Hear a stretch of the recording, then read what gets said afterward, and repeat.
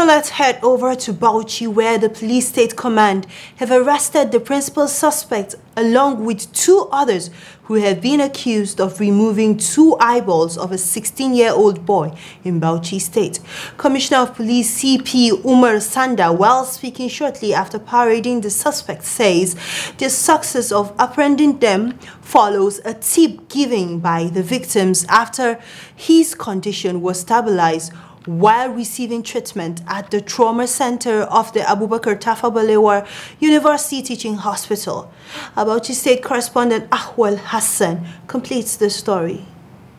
When I escort him, I now put a cable onto his neck when we are dragging. So the cable luckily entered his neck. That is how I drag him on the ground, and he fainted, and I removed his 2 eyes. That was the testimony of how EZEKIEL, a 32-year-old resident of Rafinzurufi community in Bauchi, have forcefully removed 2 eyeballs of a 16-year-old boy. This is the person that want to help me do a charm called Bente. So we have this issue with him since April earlier. Till this time, I gave him some money for the first time to help me do the Bente. His intention was just to use it and produce a charm known as Bente in Hausa language that will aid him to steal without being seen, as claimed by the herbalist. My intention to use the Bente is just to steal. Steal? Yes. Commit crime? Yes. But on the contrary, the herbalist Mr. YOHANA LUKA says it was just a trick to lure Isaac and extort his money.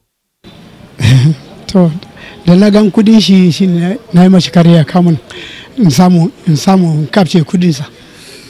Na yadda na fada wannan na gan kaman ba zai ji ba don zai yi wahala samu wannan ne in ci kudin sa kai bin zaman zai kawo ba.